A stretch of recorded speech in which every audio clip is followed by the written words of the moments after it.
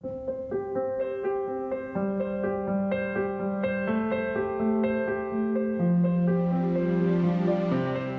used to think we're going to have the Williamsburg of the West.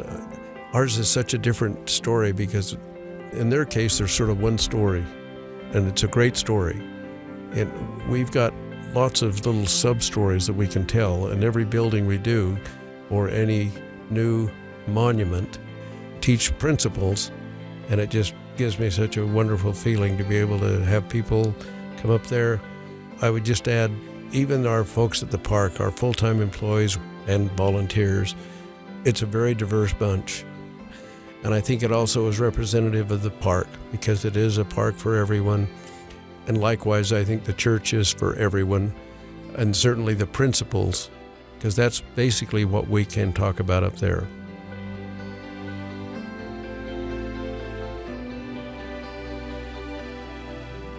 I'm Sarah Jane Weaver, editor of the Church News. Welcome to the Church News Podcast. We are taking you on a journey of connection as we discuss news and events of the Church of Jesus Christ of Latter-day Saints.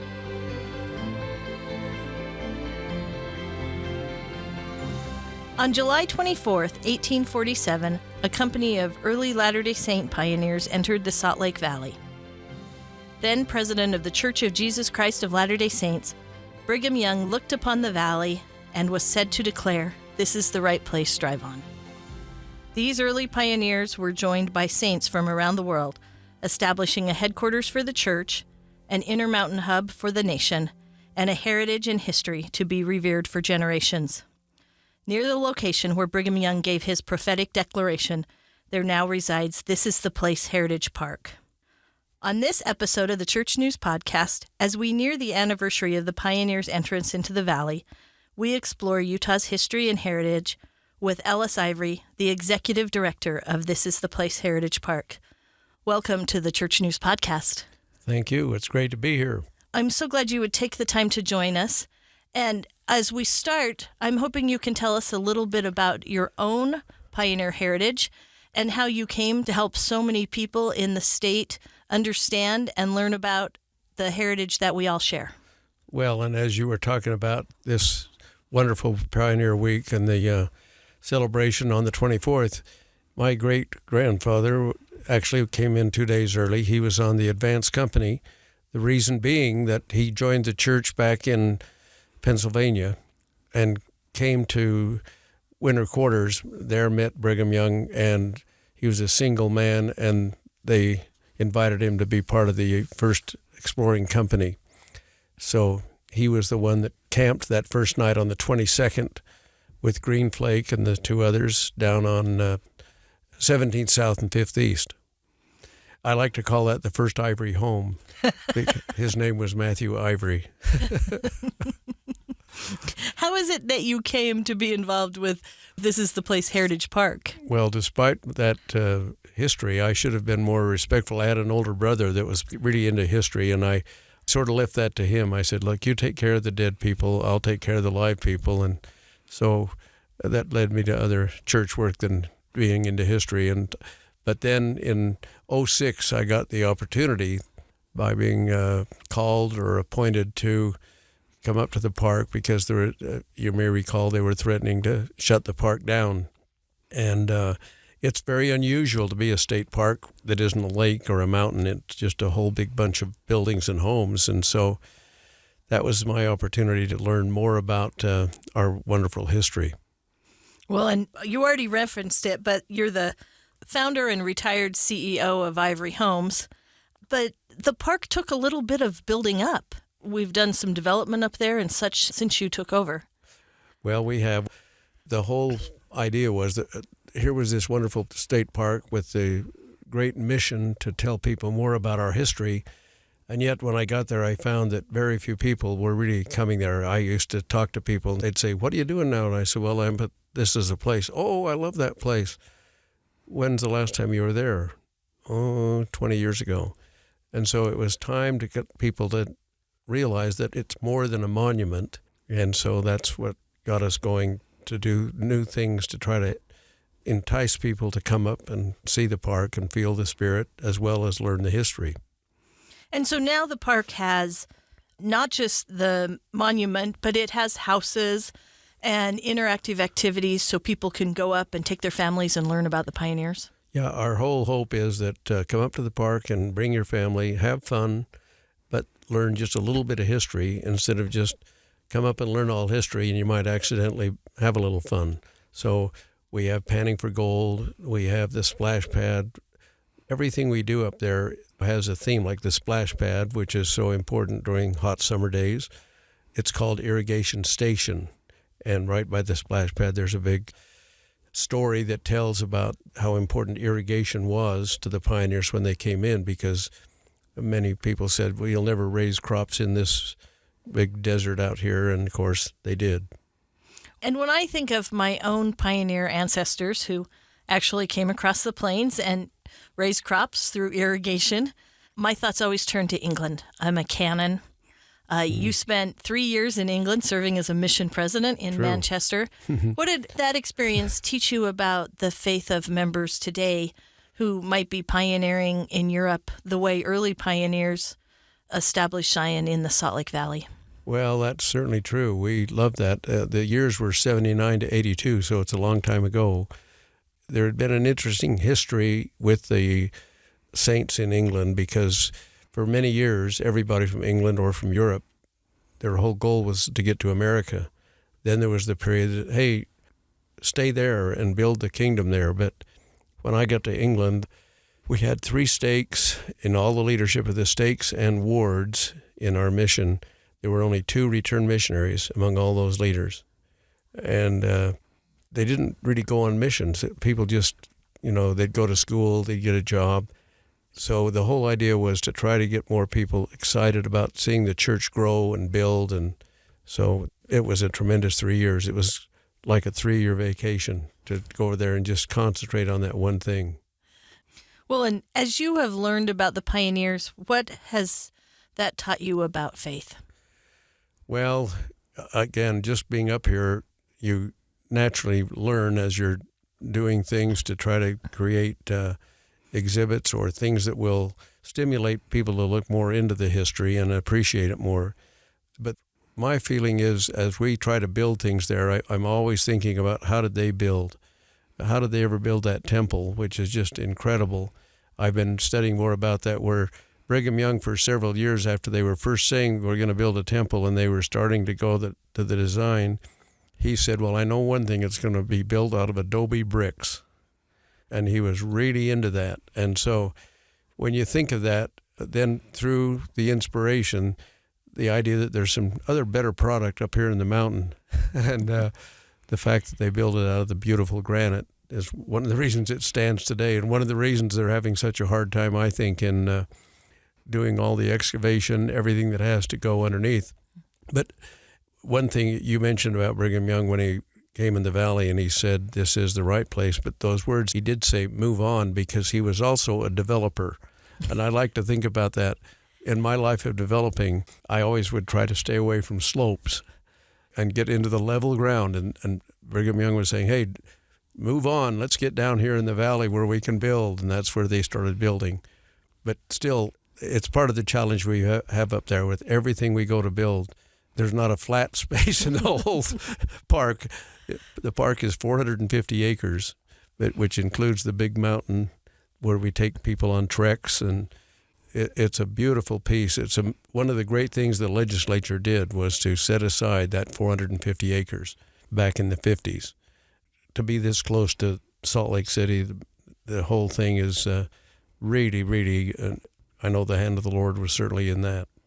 Well, and you're located right at the mouth of Immigration Canyon, adjacent to Research Park, the University of Utah, other things up on that east bench of the Salt Lake Valley.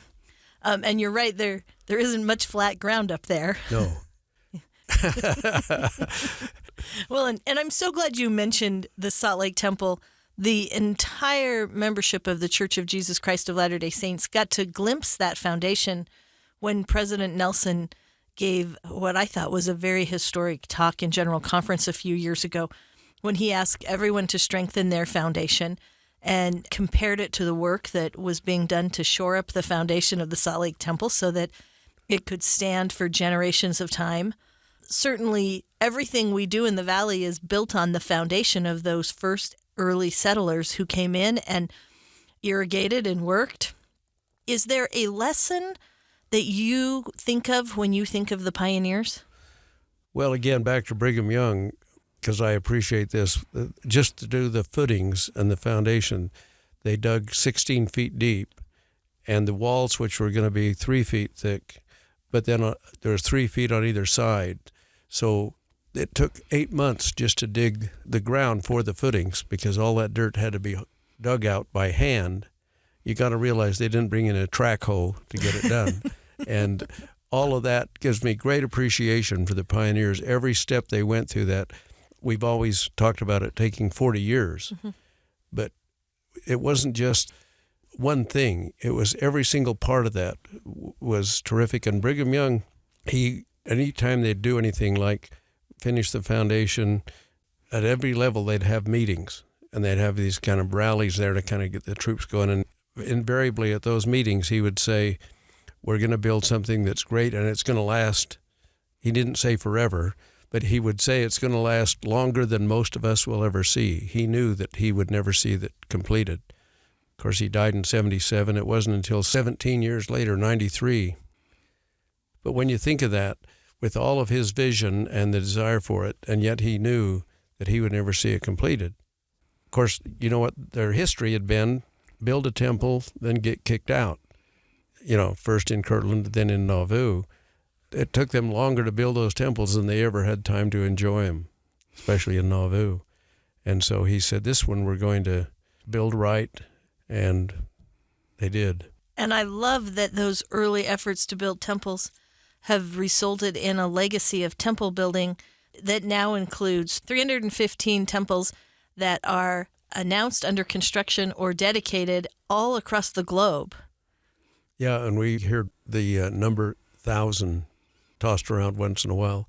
I was in meetings, I remember, with Elder Neil Maxwell years ago, and when he was saying that to us there, and I was a lot younger then, but saying you could live to see 1,000, that came from him back probably 30, 40 years ago. And I think that everybody then thought, oh man, but it's probably going to happen. Well, yeah, kids my age grew up learning to name all the temples. And yeah. And it's because there were just low double digits. Yeah. So through your work at This Is the Place Heritage Park, you have helped ensure that your children and grandchildren and so many in the next generation can also come to understand this heritage. Why is that important?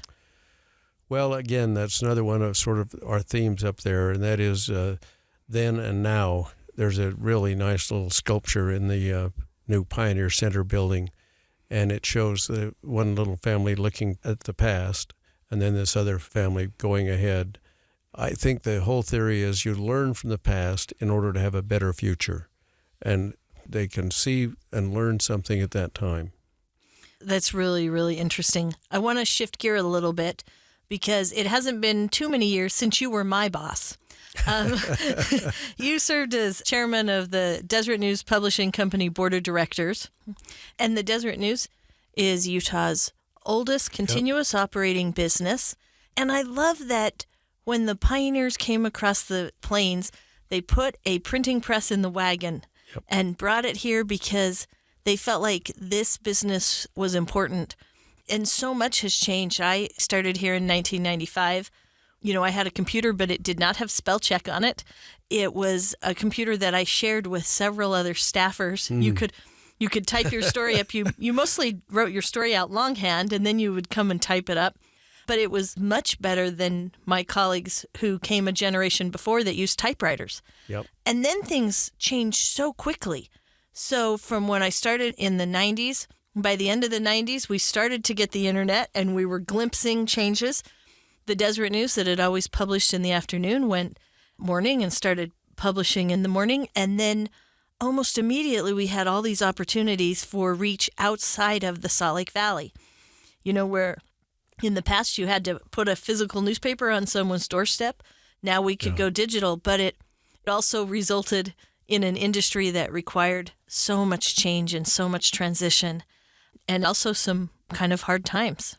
It is interesting to think that the pioneers get here in 47, and in 1850 is the year, the beginning of the Deseret News. I mean, that when you think of all the things they had to do, but to care that much about that type of communication and the need for people, so many things that they had, and especially led by Brigham Young, when you think of the fact that he, with basically no education, still is the founder of all three big state universities. I mean, BYU, Utah, and Utah State. Not to mention the social hall, which we have replicas of. We have the replica of the Deseret News beginnings and the press up there. And so when people come to the park, they can just feel and see those things instead of just reading it in a book or seeing it on TV. They can actually feel what the old pioneer days were like. Is there one story or one anecdote that you've learned about the pioneers that you think sort of represents our heritage? My grandmother, and this will make me seem like I'm pretty old, but our family lived in Fountain Green down in Sanpete County, Utah.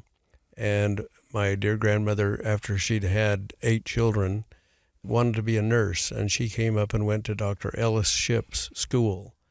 She was actually pregnant and had one little kid. And then when she went back, after getting her education, she became the midwife nurse in northern Sanpete County. But she also had one more child, and even though he was a boy, she named him after Dr. Ship, Ellis, and that was my dad, even though his name was Ellis Clark, and he went by Clark, but he gave me the name Ellis. And we have a great reverence for Dr. Ellis Ship, and we have the Deseret Hospital up there where people come, and it's a really, really interesting place to visit and see the old tools that they operated with and so forth. But we're also in the process of building a little new statue to Dr. Ship because she has such an amazing story. Have you ever read that story? I have read that story a lot, and we've published it in the Church News. We'll link to it in the podcast because her efforts and the efforts of so many others who made sure that the Salt Lake Valley had everything that we needed for health and growth and stability, I think is so important. It is. It's just, to me, one of the great stories of those early years. I'm related through marriage to Martha Hughes Cannon, who also was one of those early doctors in the pioneer era. My family, which includes 3 daughters, loved to celebrate her because she not only practiced pioneering medicine, but she also ran against her husband for the legislature and politics and won. Yeah, and so, I remember. So, and we have carried that legacy on with so many medical facilities today, the University of Utah Primary Children's Medical Center, Huntsman Cancer Institute. So many people from the Intermountain West come here to receive medical treatment. Looking forward, what else can you tell us about the park? Are there projects in the works? Yes, we're building a fort. Brigham Young decreed that every city, every town should have a fort because obviously they had needed protection as they were unfortunately taking over this area. There were some of the former residents that weren't too happy to see that happen. So Cove Fort is the example that's so well preserved. And so our fort that we're building is going to be 1/4 the size of Cove Fort, but it's going to have big 15-foot tall stone walls, and then we're going to have little models made of all the other forts. There was even a fort in Las Vegas. Some of it still remains. And I think the idea of telling the full story, and when people come to the park, the fact that it is a state park run by a foundation and is certainly supported somewhat financially, and certainly the support of the church is there, but it is a state park and it is for everyone, and we want to tell the full story. And so this is going to be completed this fall, I hope, with all construction timetables, because there's quite a bit of work to the scope of this thing, but that is our latest project. It's going to be called the Heritage Park Fort, which sounds kind of like... There you go. But that's it. And you also have a village up there that is dedicated to Native Americans. We do indeed. That was built about 10, 12 years ago, and we went a little overboard and built this teepee that's over 50 feet tall, and it's built out of reinforced concrete with lots of steel.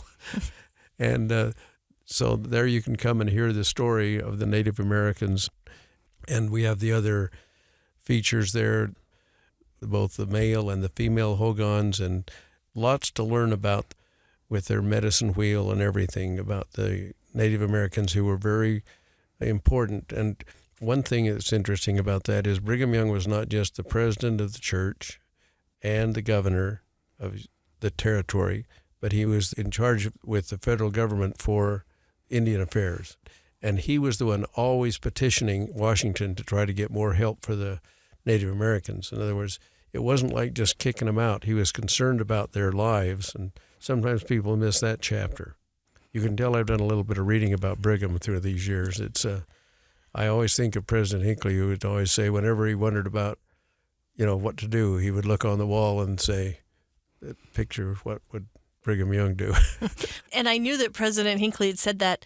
We have a picture of Brigham Young that hangs in the church news offices, and we sort of ask ourselves the same question. Brigham, what should we do? He certainly was progressive and moving forward always. It's interesting to me that when you go to the state park, it sort of feels like you've gone right back in time. People are dressed to period dress. The streets are dirt as you kind of walk around. Is that the intent, that you hope people will have somewhat of a pioneer experience? We do. It's a real challenge to keep the pioneer feeling and the experience, and then keep the conveniences of modern world, such as air conditioning and concrete sidewalks and so forth. So we've tried to provide those things so that when people come up, they can get a good feel of the history, but they can enjoy it and tell others and come back. Well, and one of the first times I had ever really been to the park when I thought, I'm starting to glimpse what our heritage means, was in 1997 when the sesquicentennial of the pioneers entering the Salt Lake Valley was held, and a pioneer wagon train came down the canyon and into the park, and there was so much excitement. Now, President M. Russell Ballard, who's acting president of the Quorum of the 12 Apostles, was the chair of the church's sesquicentennial committee in those years. He's been such an advocate for the pioneers and a personal friend of yours. How has he advocated for the park and for the preservation of our pioneer history? Well, when I do give talks around, I invariably use his phrase, which is, we can't lose this history. That's what he's always saying, and Katie and I spoke out at the Daughters of the Utah Pioneers, their national convention here, and that's the theme, and that's President Ballard, and he means it. And the other thing that's amazing is that he appreciates so much people who have contributed to make the park what it is. There's nobody like him to sit down with people, and he'll remind them how blessed they are, and it's time for you to share some of your blessings with the rest of the people by preserving what we have there. And he's been an amazing partner. And on that note, we have a tradition at the Church News Podcast. We always end with the same question, and we always give our guests the final word. And the question is, what do you know now? And so after working for so many years to preserve the heritage of early members of the Church of Jesus Christ of Latter-day Saints and others who settled the Salt Lake Valley, as well as a life of service in the church, what do you know now that you've learned from the pioneers? And we'd love for you to also share your testimony of the church in that. I think I can do that in this way, Sarah. That is to say, as I got up there in 2006, is where I did it at that point mostly through obedience to being asked to do something. We've always wanted to show our gratitude to the community for the blessings that we've had. I don't forget where I come from in Fountain Green, and never dreamed that I'd be sitting here. And during those years, to see the vision of what, both looking back and looking ahead, I just love to get up in the morning and go to the park. It's to the point I'd rather be there and do that than I would golf. and frankly, I think as time goes on, I hope I get better at that, but I'm getting worse at golf anyway, so I might as well spend the time there.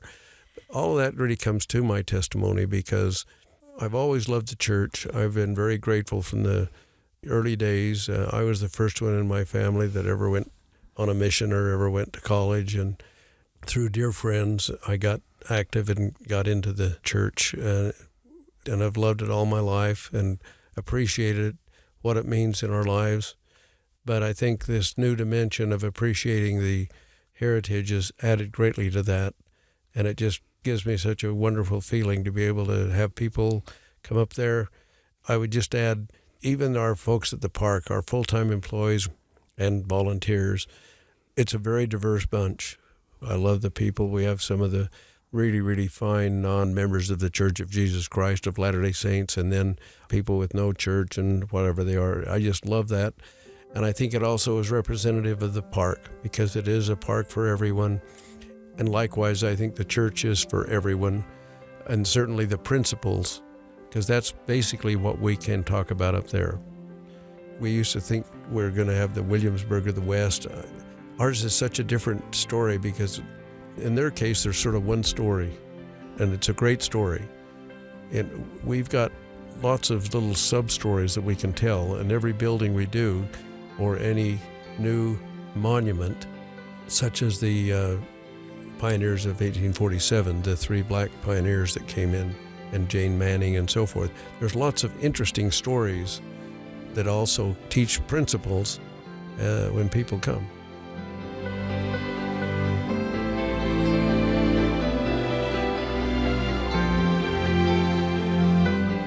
You have been listening to the Church News Podcast. I'm your host, Church News Editor Sarah Jane Weaver. I hope you have learned something today about the Church of Jesus Christ of Latter-day Saints by peering with me through the Church News window. Please remember to subscribe, rate, and review this podcast so it can be accessible to more people. And if you enjoyed the messages we shared today, please make sure you share the podcast with others. Thanks to our guests, my producer Kellyanne Halverson, and others who make this podcast possible. Join us every week for a new episode. Find us on your favorite podcasting channels or with other news and updates of the church on thechurchnews.com.